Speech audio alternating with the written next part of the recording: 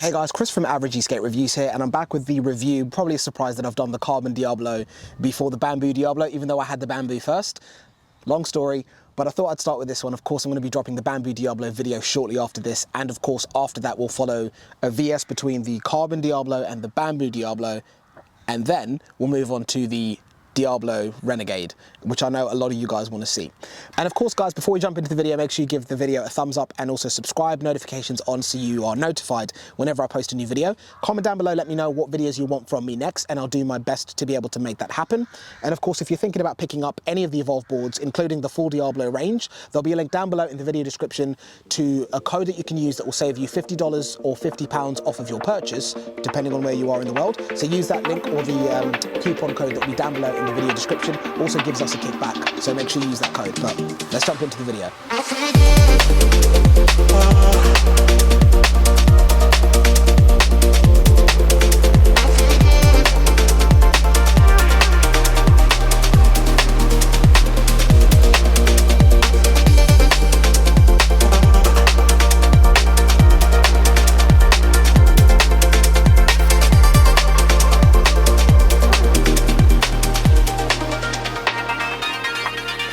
Now, in terms of the appearance, we have to say the board looks sick. I feel like a lot of boards out there now do have light strips on them or LEDs, but the way that this is built into the forged carbon fiber deck, it looks quality, it looks expensive, it looks refined, whereas sometimes when you have those LED strips, it kind of looks like somebody did that in a science project while they were at school, and it doesn't look good to me. Whereas this board with the lights that it has, I feel looks sick, especially when you're riding around at night. The forged carbon fiber deck looks expensive. It doesn't matter who you're asking if they know anything about skateboards. This looks like something that isn't cheap, and I really do appreciate that. I've also got to mention that the sealing in this board, in terms of its weatherproofing and dust proofing or protection from the elements, is better than what you get in the previous generation Hadean. Now, I have ridden this board in the wet. It's not been torrential, but I have ridden this thing around in rain. It's pretty much all we've had all summer in the UK, and I'm yet to have any issues with this. I've had the board for a few weeks now, and I've not experienced any problems with it. So if you do get caught out in the rain, I feel much more comfortable riding around in it in the rain than I would. I'm not saying go and do that, because of course that's something that will invalidate the warranty, but if you get caught short and you're debating, oh my God, it started raining, the ground isn't completely saturated yet, and you're trying to get home, I would honestly feel like you're good to go ahead and get back, but don't ride around in the rain because it is dangerous. But if you get caught out, you can get back with these boards, which is a lot more comfortable than what we saw in the Hadean series of boards. So that is another really, really welcomed upgrade. But overall, just really happy with the way this board looks. I think it looks sick, and the fact that I know the battery is better sealed and all the electrical components are better sealed, and the motors as well, gives me much more confidence with this than I did with the Hadean Bamboo and also the Hadean Carbon. I just wanted to touch on some of the differences between this board and the, of course, Carbon Hadean that was the previous generation before we got the Diablo. Now, what's changed on that? In terms of the forged carbon fiber deck, that's exactly the same. Grip tape is a little bit more abrasive, a little bit more, you could say, aggressive grip tape. It's not necessarily significantly thicker. It's just much more grippy, if that makes sense. You just get a lot more lock-in with this grip tape versus what we saw. It's even much rougher to the touch, which just secures your feet onto the board a lot better than what we saw on the Hadean Carbon. Now, in addition to that, of course, it's going to be the wider trucks that you get on these, 20mm wider than what we saw on the Hadean. You've got a more powerful battery inside this board, and of course, the 637 motors in the Diablo as opposed to the 6368 motors, which were featured on the Hadean. Now, of course, ESC has also been upgraded to the 2.0 version that Evolve created from the ground up. Those are really the biggest changes that you're going to have between this board and what we saw previously, which, I mean, pretty much aside from the deck is the entire board. Now, the way that affects the ride, which is going to be the first point I touch on, is going to be massive. The wider trucks definitely give you a much more stable feeling as you're cruising around, even at lower speeds. You'd naturally think wider trucks would maybe mean you couldn't carve as much, but that's definitely not an issue with this board. And of course, since the deck is the same, you can expect to have sort of like a same sort of foot placement on the board. The max weight of 120 kilograms per rider on this board is still exactly the same as what we saw on the Hadean. Now, this board feeling much more stable and much more controllable while you're carving in terms of the ride I feel like having bigger motors and having more power also affects your ability to be able to carve, because the way I like to carve is I'm kind of feathering the throttle as I'm weaving in and out of the white lines on the ground, or just weaving in and out of the road that I'm riding on. And having more power, bigger motors allows you to really swing the back end of the board out as you're coming out of your carves. And because of that extra power, you're able to kind of sink into the carves much deeper, and you know that you've got a board that has the power to be able to swing you back around with the momentum of you carving. So the ride of this board so far, whether you're just flooring it down a street or you're carving and you're carving like a crackhead on the roads, the ride is phenomenal. The ride on the Carbon Hadean was great. The more power, wider trucks, and better battery all comes together with a really nice recipe of a board that makes riding so enjoyable. Now, the ESC being upgraded also has a big impact as well, because I feel like the throttle, the accelerator, the way the remote and the board communicate together is much more refined. And I feel like there isn't, I wouldn't say that the Hadean had any latency, but I felt like there was more play in the remote, even after calibration with the acceleration and the braking. Whereas this, I find all of that is a lot more sharp and a lot easier to predict how the board is going to react. So all in all, the ride of this board is stable, planted, and just enjoyable. And of course, being a carbon fiber deck, it means that the ride is very predictable. Now, when we look at the Diablo Bamboo, that's a different story, but I'll touch on that in that review later.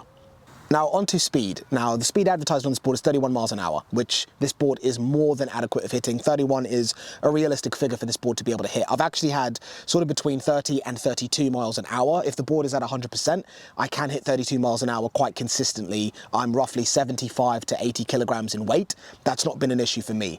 Acceleration off the line is definitely more aggressive than what you see in the Hadean. And of course, Evolve boards have always been known to have kind of like excessive acceleration. Like off the line, a lot of their boards have always known to be very quick. This is definitely no exception if you put it into Corsa mode. It throws you off the line pretty hard, and it takes a bit of time to be able to get used to how aggressive the acceleration can be. But of course, with the remote and all the settings that you can adjust in the app, you can tweak the acceleration so it isn't so aggressive, but it's something that you do adjust to pretty quick, or you can drop it into sport mode if you don't want to mess with the app.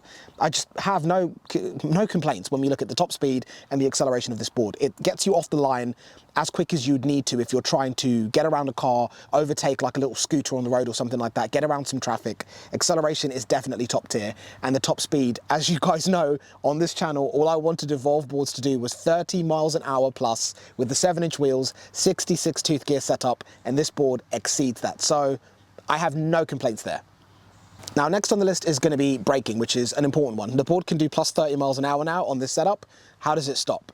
Now, I think because of the bigger motors, that's going to be one of the biggest things that plays a really big part in this. The bigger motors means that, of course, braking is way better. It's something that I think even, to my surprise, Ricky even confirmed. The braking on this board is miles ahead of what you saw on the GTR, the GTR 2 Series, and of course the Hadean. It gives you a hell of a lot more confidence to be able to rip around on this board, knowing that it can stop when you need it to stop. Now, something I also noticed that I've got a habit of doing with these boards is I tend to put a lot of my weight onto the front of the board as I'm braking, which, if anything, takes a lot of the weight off of the rear of the board and allows you to come to a stop much quicker. You can actually make the tires slide or skid, which is always a good indication that the board is actually able to stop you. And that's reassuring, knowing that the board can go 30 miles an hour plus. So braking in this board is significantly improved versus what we saw in the Hadean. So that, again, definitely gets my seal of approval. Now, here we go. On to the big one. What range are you getting out of this board? Now, it's got the lovely big batteries, it's got the big motors, it's got the new ESC. What's the range saying? Now, I'm not going to go on what is recommended on the websites, because range is so subjective, because what people don't understand is that it's affected by the weather, the build and weight of the rider, the conditions that you're riding on, and of course, most importantly, the style of rider that you are. That can absolutely hammer the range. Now, you guys know that we tend to ride quite aggressively on this channel. Now, that's not necessarily about just having a board in flat out top speed, because quite surprisingly, that doesn't really hammer the range as much as you'd think. Being on grass or loose pebbles and stones or sand, that's going to absolutely destroy the battery much quicker than being on asphalt or concrete. Now, saying that, the range I'm able to get out of this board carving like a crackhead. And what I find is that on the carbon board, I'm not carving as hard as I am on the bamboo. So that's going to have a massive impact on the range. The bamboo, because of its construction, its build, it allows you to get so much deeper and so much more aggressive with carves and slides, because the board is actually contorting and twisting, which puts a hell of a lot more tension and pressure on the wheels than what this board can do. This is much more predictable, and if anything, much more passive on what you can do in corners, bends, and carving. So as a result of that, with this board, I'm getting between 28 and 30 miles of range. That's riding pretty aggressively, but that's more along the lines of kind of just flooring it. With this board, I find that I carve a little bit and all I do is use the burst of speed a lot more, holding the trigger full pinned for top speed a lot more than I do when I'm in the bamboo Diablo. With that, I find myself going sideways a hell of a lot more than I do with the carbon. So that has an impact on the range that I'm getting on both of these two boards, which I'll explain. So for myself, 30 miles of range is as much as I'm able to get out of this board based on the way that I ride.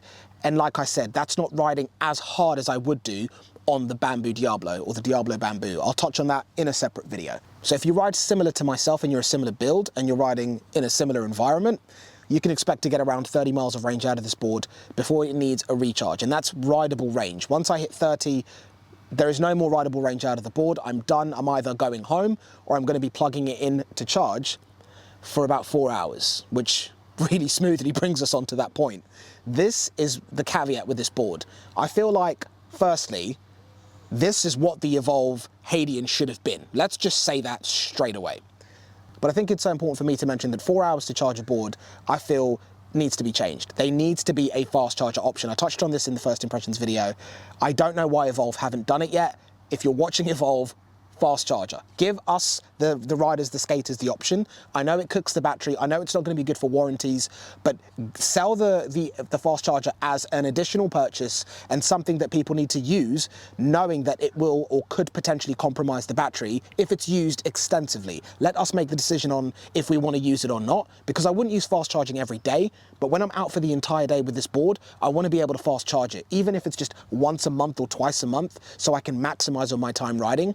Give us the option of that. So charge time on the board is just a little bit over 4 hours, depending on if you've run it all the way down to 0 or if you've left it with a little bit of life left in the board. You can expect to get it from 10% to back up to 100 in about 4 hours. Now, next up, I want to touch on the price of this board, because of course it's all well and good saying it's a great board and it's corrected all of the kind of things that you hoped would be corrected and adjusted in the Hadean to give us what I feel is a much more all-round complete board. Now, the price is, in England at the time of filming this video, £1,999, so essentially £2,000, which I feel, for what they're asking for this board, of course, there are boards out there that are cheaper and might have bigger batteries and bigger motors and higher top speeds. But I've always said this before, there's a lot that comes with that price, there's a lot that's factored into that price. Evolve have HQs in numerous countries all over the world, which means that you can take your board in to speak to someone if there is an issue with it. So the price of just under £2,000, in my opinion, is justified. There's a lot of boards out there that have bigger capacity everything, that have better performance in terms of the on-chart performance. What's the top speed, what's the range, what's the motor size? But what you don't get with that is the servicing that comes with the Evolve, which is something that has to be factored into the price. Having people in stores that are being paid to look after customers comes at a cost, and that's something that is reflected in the price of their boards, but I think it is justified and it's something that people miss. I don't want to spend £1,500 on a powerful skateboard that when it goes wrong, I have to triage with someone in China for trying to figure out what the issue is, which can take days, weeks, months, based on the time zone differences, based on the crappy level of customer service that you get from a lot of these brands that are out there that are based overseas. I just want to call up someone that lives in my country that I can go, here, I want to bring the board to you, it's broken, fix it. And that has an impact on what the price of the board is going to be. And I think this is where the issue is. People say that Evolve boards are overpriced without considering all of these other factors that are out there that are included and factored into the price of these boards. And I've said it before, are there boards out there for the same money that are much more powerful than this? Yes, there are. So why on earth would you pick this Evolve Diablo board over some of these other boards that are out there? The first and foremost thing for me is going to be, sounds so vain, the look. The appearance of this board, it looks expensive. It's forged carbon fiber. Everything on it looks like it's been made to a very high standard. Now, I'm not saying this is the supercar of electric skateboards that are out there, because there are boards that look better than this, but they don't look like skateboards anymore. That's another massive deal for me. Evolve skateboards look and feel and ride like skateboards. I can pick this board up with one hand, throw it under my arm, and walk up a flight of stairs. Some of these other boards that are out there have gone past this point. They're electric vehicles now. They're no longer skateboards. I want a fast, powerful skateboard that I can carve on, and I feel that this checks all of those boxes. Now, I've said this many times, Evolve is the Apple of the electric skateboard world. Now, that's going to be a comment that a lot of people are going to agree with. As I saw in the last video, a lot of you did, and some are going to completely disagree with. Are there devices out there that are more powerful and, you know, give you more for your money than a MacBook Pro or an iPhone 15 Pro? Of course, and they'll probably be significantly cheaper. But what they don't have is the refinement of an Apple product. They don't have the appeal to the masses of an Apple product, and they don't have the straightforward, simple application of an Apple product. And that's exactly what this encompasses. And what is Apple known for in the world of tech? Customer service. You have an issue, you can go into store and speak to someone, and they always deal with it really, really well. All of these things are factored into the price of what they produce, and that's exactly where we're sat here with an Evolve board. I know that Android is better than Apple, and there are so many things that you can do with tweaking it. You get more for your money, but the product doesn't look as good. It doesn't feel like it's made to a high standard and has, you know, quality and looks appealing. And more importantly, I don't want to mess with a device and have to figure out how to program it and upgrade it and change this and adapt that. I don't want to do any of that DIY shit whatsoever. And the masses out there are the same. And that's why a board like this is perfect. If you want to buy something that works, looks good, performs to a high standard, and will be enough skateboard for 99% of you watching this video, that's exactly what Evolve Boards is. And it's very difficult for you to argue with that point. And as a side note, you guys know that we're not scared about talking shit about Evolve. If they've done something wrong or something we don't like, we are happy to put them on blast. But in this instance, they have done, aside from the fast charger, they have done everything incredibly well.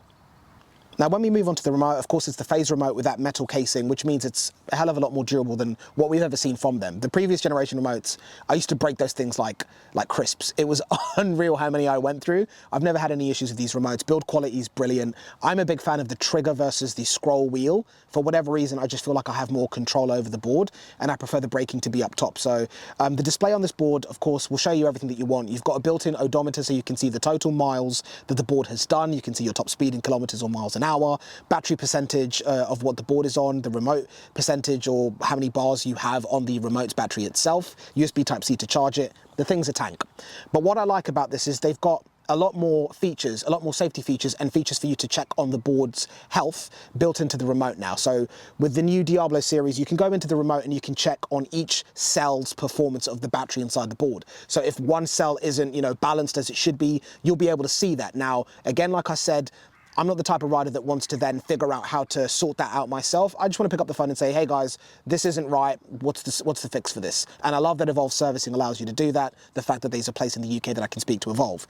Now, it also has a lot of protection built into the new ESC as well. So essentially what that means is if the board overheats or starts to overheat or get hot, if you're riding around in 50 degrees Celsius temperatures and you're in coarser mode, which is the fastest mode the board has, if it starts to get too hot, it will throw you down into a lower mode automatically. So the motors and all the other components inside the board can cool down so you don't have any issues of overheating or blowing up any motors or anything like that, which is protecting the board, self-preservation for the board, and also safety for the rider, which is great.